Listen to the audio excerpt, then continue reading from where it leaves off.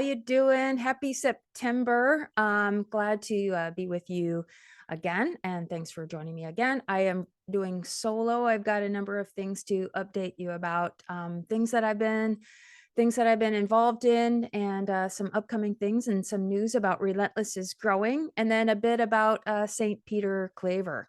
But first off, what is going on? Some of you may or may not know that I was involved in the filming as a cast member of a docudrama published and produced by the Epic Times, and that was about gender. It's called Gender Transformation: Untold Realities, and it tells a story, it tells a true story about a teenage girl and her journey through school and gender ideology and what happens to her. It also highlights the story of four other detransitioners, as well as some doctors, therapists, lawyers, and things like that. If you are in any way interested, if this is a great first step towards understanding the transgender phenomenon that is sweeping our country and the world, it is so important. For $4, you can go to Epic Times. A link will be in the show notes. For $4, you can watch the film and then get a month's subscription to the Epic Times, which is a pretty good news outlet.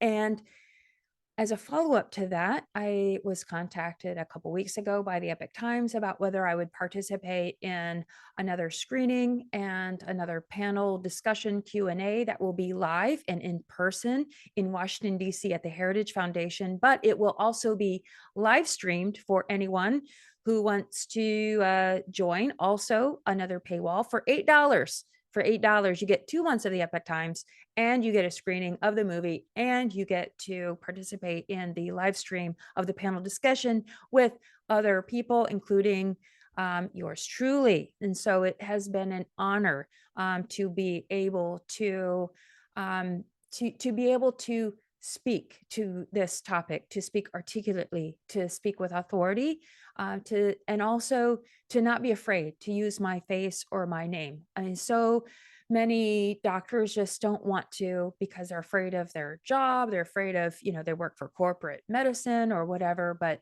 I'm here for it. Bring it on, because there is something of a slavery to this, which I'm going to get to.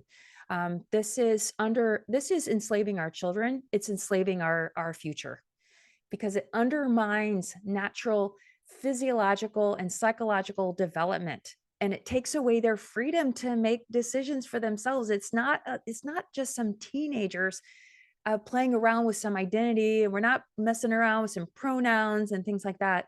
It is really insidious and seeks to capture our children. Their children are suffering. They have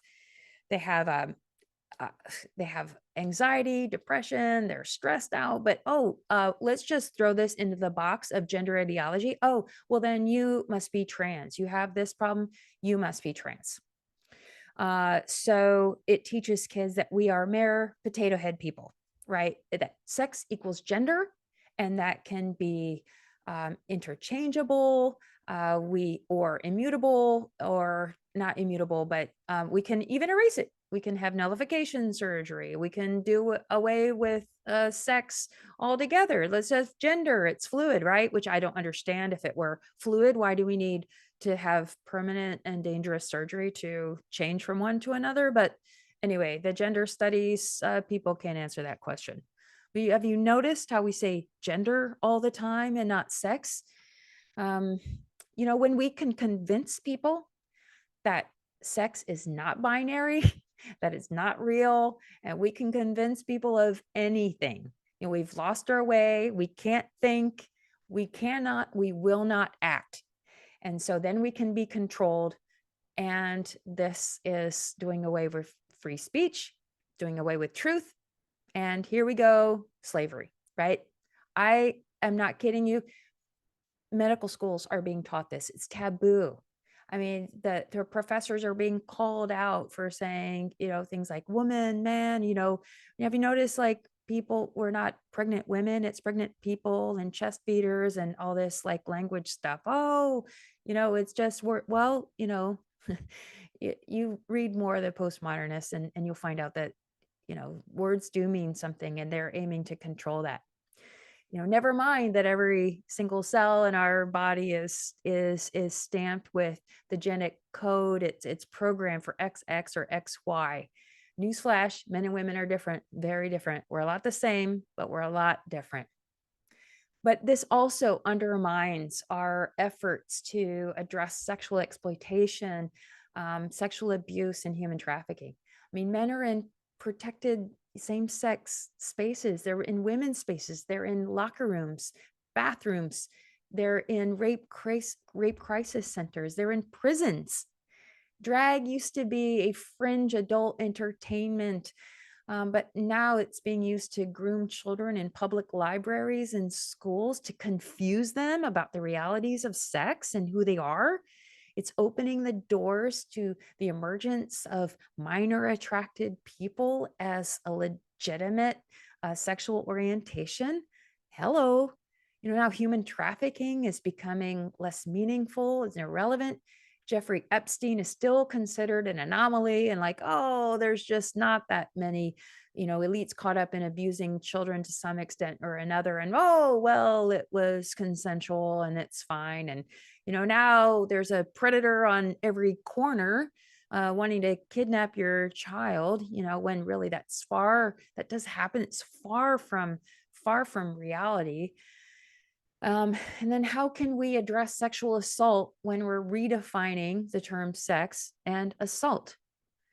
I have a lot of experience working with transgender in the sex trade, in prostitution and human trafficking. And my heart has always gone out for them. They're hurting individuals. They're people that God loves. I mean, it doesn't matter whether they're straight or gay or trans or working out their psychological angst in a way in that sexual expression, right? I was part of a group with the European Freedom Network to develop a handbook for churches and faith-based organizations doing counter-trafficking work about how we can engage with transgender individuals in a dignified way and in a way that honors them, but leads them to health and to hope, and not to be afraid. We should not be afraid. These are people that God loves. But this is an insidious and very dangerous ideology, and we are losing it. Like, people, we have to get on top of it. So back to the shameless plug. It's not like I'm not getting anything for it. It's not just because I'm in it. I really think this is a fantastic docudrama to help you understand what is going on and understand and get to know some of the organizations that are doing something about this. Because we need to start like yesterday, like years ago. Anyway, so that's it. That's my little bit of a rant, but it's so important. Please do watch the movie or join the live stream, share it widely. This is important. Very, very important. But a couple other things that I'm doing on November 11th. I'm going to Florida to speak at a food, family, and medical freedom event in Ocala. So if you're down south, please join us. It's going to be a fantastic day. And then on early January, I'm going to be speaking here locally at the local Catholic parish. Some of my colleagues have reached out and said, hey, why don't you come in and talk to us about what's going on in the world of human trafficking and make it locally relevant. But so dates to remember, though, is October 5th is that live stream at the Heritage Foundation. So on to more news. Relentless is growing. So ideas, which you may or may not be familiar with, is the organization under which Relentless works and operates and has my nonprofit status. Ideas has now gone through a bit of a shifting in their focus and has named human trafficking as one of their strategic sectors. And Relentless will be, shall we say, for lack of a clarifying term, one of the headline project for this initiative. And so that is very cool. It means that Relentless will become more closely aligned with Ideas leadership, and it will be under the leadership of ideas, which means that I let go some of the broader control, but I still get to do uh, everything that I want to do. And so it means Relentless will grow, is growing. And so one of the latest things to happen is that a new ideas associate is someone that I used to work with in Thailand. She worked with another organization. Now she lives in India. She's just now starting to work with ideas as an associate and will be joining Relentless as a as an expert in human trafficking prevention. She used to work for the now dissolved Free for Life, doing their human trafficking prevention training. She has been doing training. She continues to be doing trainings, and now she'll be doing this under Ideas and under Relentless. And so I am very happy to be working with her again. Another family, a couple, is working in Jordan with a project that is helping to repatriate human trafficking survivors back into their home country. So they're in the Middle East. These people have been trafficked uh, to the Middle East from their home country, and so they're working on helping with the repatriation to get them back to their home countries. So such a very, very important work, and a kind of work that we don't normally think of when we think of human trafficking, because some people make us think that it's only about rescue, but we're not going to talk about that anymore. But anyway, back to Relentless and growing. And so this is so exciting. So there are going to be new projects, new initiatives, more global. So we'll see where I get to go. Maybe I get to travel a little bit further outside of North Indianapolis, but we'll see. But definitely get to expand and really tapping. I'm excited because I'm not letting human trafficking, at least through Relentless, is not just relegated to the little time that I have to spend with it. The team is growing, working with ideas and continuing to do this work in a very meaningful way and in an integrative manner, to work with health and agriculture and education, to not silo the issue of human trafficking, but have it integrated and throughout all of ideas projects. And we're not going to separate human trafficking from community development or anything like that.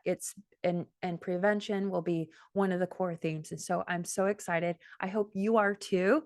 It's more details will be forthcoming. There'll be changes to the website, more names and projects and links will be forthcoming, but I just could not wait to share this news with you.